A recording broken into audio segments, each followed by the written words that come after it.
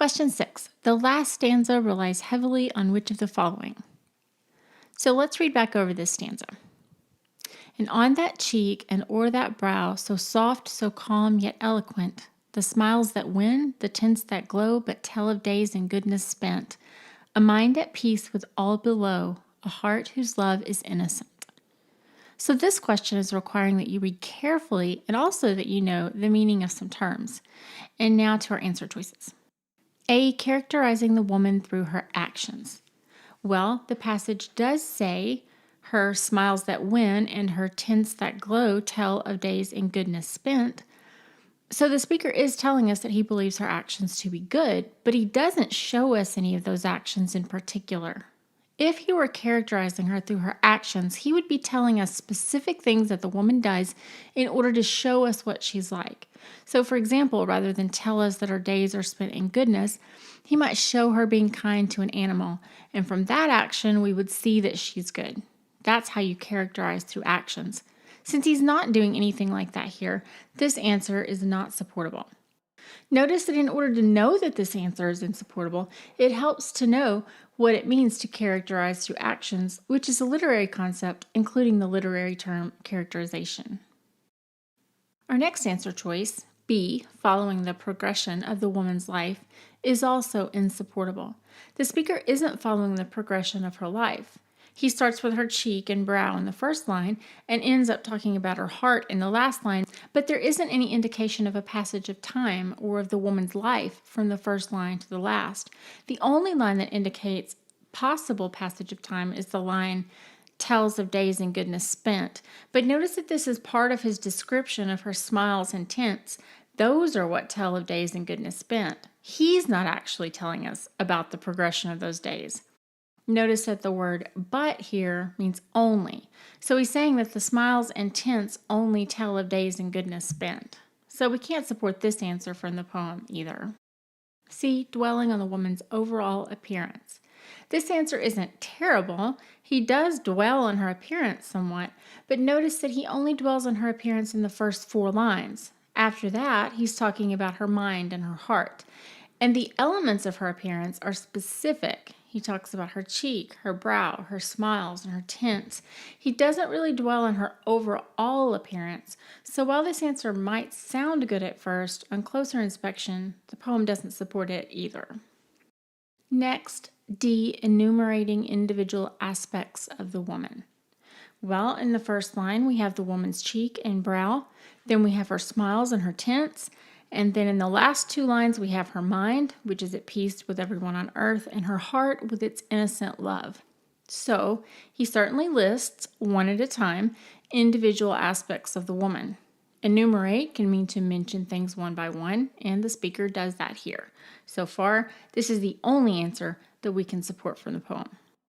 E, examining the ways in which the woman speaks. Nowhere in the stanza does the speaker mention anything about the woman talking, so clearly this answer can't be supported.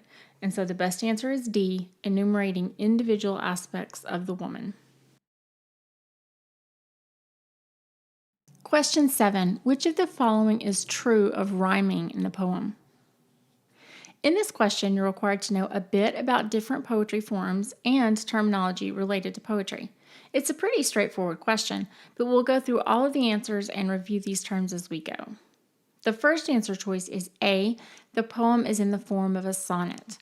A sonnet, as you may or may not know, is a 14-line poem that follows very rigid rules about structure.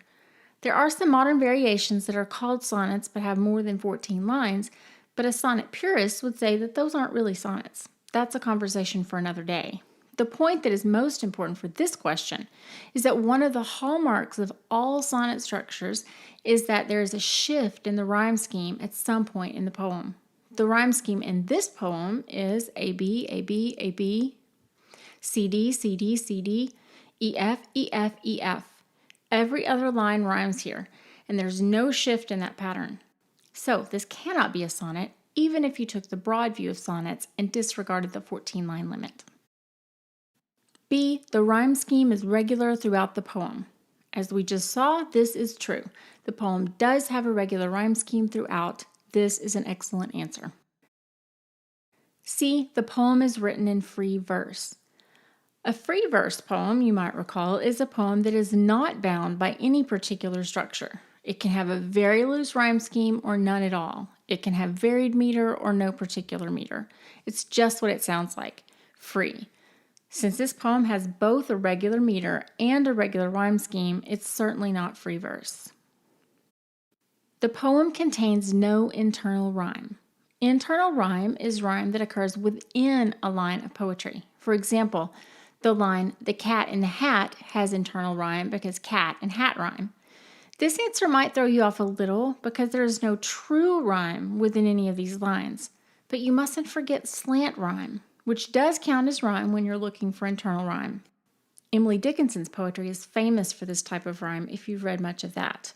At any rate, we can find instances of internal slant rhyme in this poem. In line 7, we have shade and ray. The long A sound here is serving as a slant rhyme. In line 9, we have waves and raven, another internal slant rhyme. And that might be all, but it's enough to disqualify this answer. Notice, though, that if you didn't know what slant rhyme was, this answer might really have thrown you off. Last one, E, the rhyme scheme changes from stanza to stanza. No, it doesn't. We already saw that the rhyme scheme is consistent throughout. A, B, A, B, A, B, C, D, C, D, C, D, E, F, E, F, E, F. And because of that, the best answer is B, the rhyme scheme is regular throughout the poem. Question 8. A major assumption of the poem is that what? This is one of those questions that requires you to read carefully and make an inference, which means that the poem implies something but doesn't say it directly, and you must infer the thing that is implied or figure out the thing based on what the poem does say. Our first answer choice is A, beauty is best compared to nature. While the poet does compare the woman's beauty to nature, there isn't anything to indicate that beauty is best compared to nature.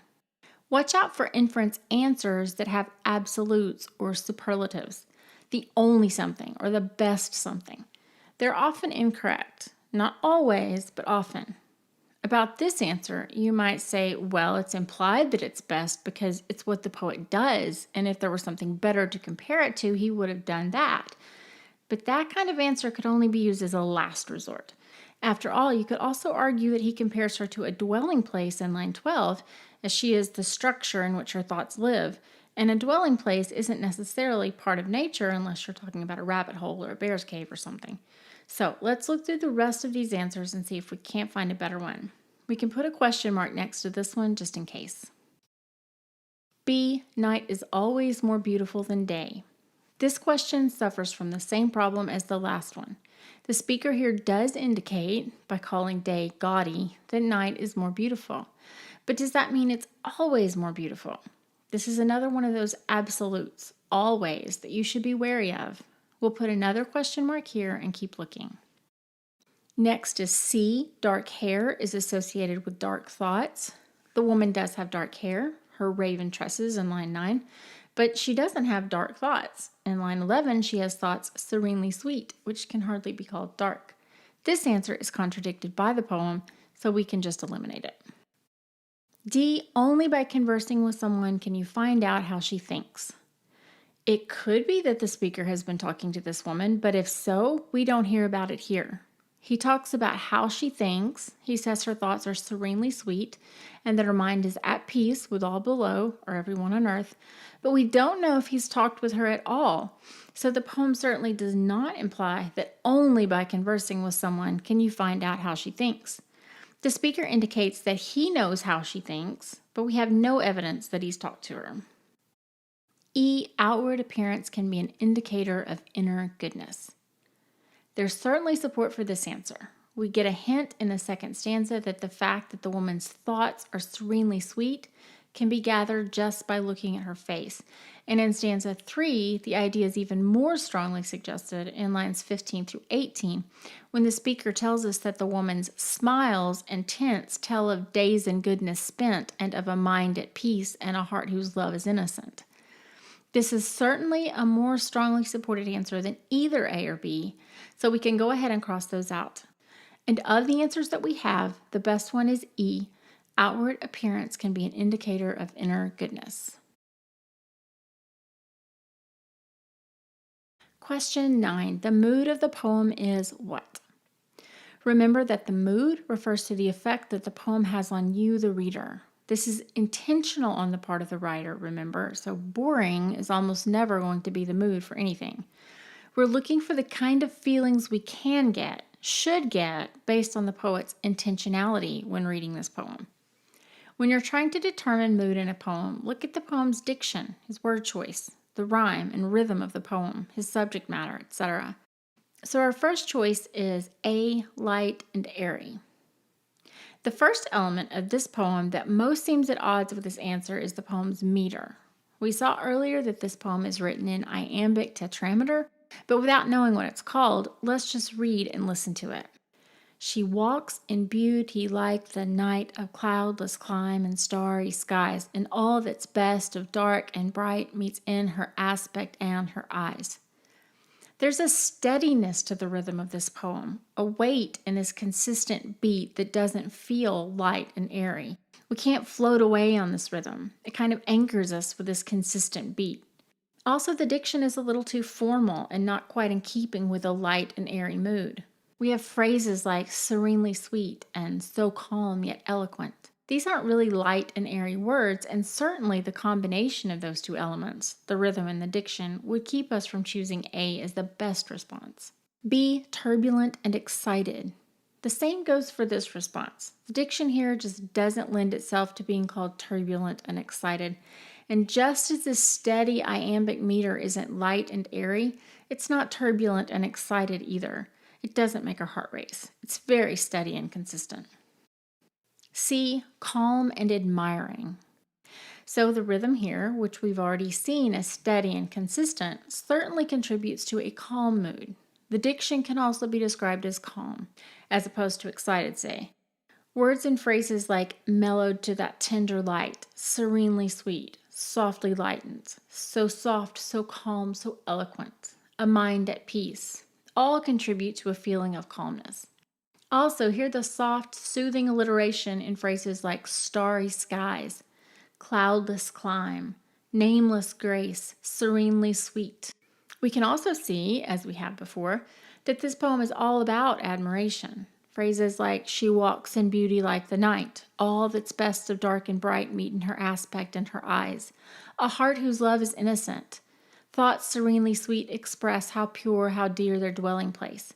All these contribute to an admiring mood. We as readers, if we're going along for the ride with the poet, find ourselves feeling admiring of this beauty and goodness. At least the poet certainly intends that we should. So this is a supportable answer. The next answer, D, violently obsessed, suffers from the same problem as B. While the diction does express admiration, it doesn't call to mind feelings of obsession, and nothing in the steady rhythm or the formal calm diction can be described as violent. The last one, E, self-effacing and distant, is not supportable either.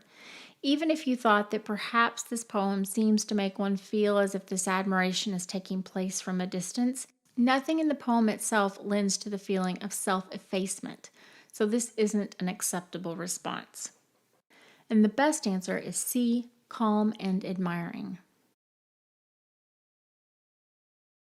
Question 10. Which of the following is true of the speaker of the poem?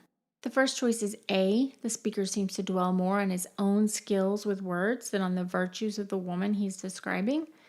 The speaker doesn't dwell on his skill with words. We can see that he has a certain amount of skill just based on reading the poem, but nowhere in the poem does the speaker point out or dwell on his ability. We can't support this answer.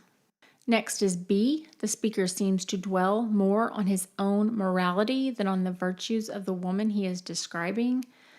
While we get a possible indication about the morality of the speaker, or at least his ideas about morality as they relate to the woman when he talks about her days in goodness spent and her heart whose love is innocent, he doesn't specifically bring up his own morality or point it out or dwell on it. So this answer is insupportable as well.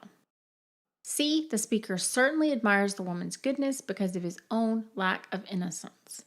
The speaker does admire the woman's goodness, but we have no idea from this poem whether he lacks innocence or not, and we certainly can't conclude that he admires her goodness because of his lack of innocence. So there's no support for this answer either. D, the speaker refrains from drawing attention to himself. The speaker doesn't mention himself at all. He focuses completely on the woman, so we can definitely say that he doesn't draw attention to himself. We can support this answer. E, the speaker conveys a feeling of sadness in his description of the woman's beauty. There's nothing in the speaker's description to indicate sadness. Lines like 11, 12, where he says, thoughts serenely sweet express how pure, how dear their dwelling place, and 15 through 18, the smiles that win, the tints that glow, but tell of days and goodness spent, a mind at peace with all below, a heart whose love is innocent, really seem more to convey a quiet kind of happiness. So E is not a supportable answer. And the only one of these responses that we can support is D, the speaker refrains from drawing attention to himself.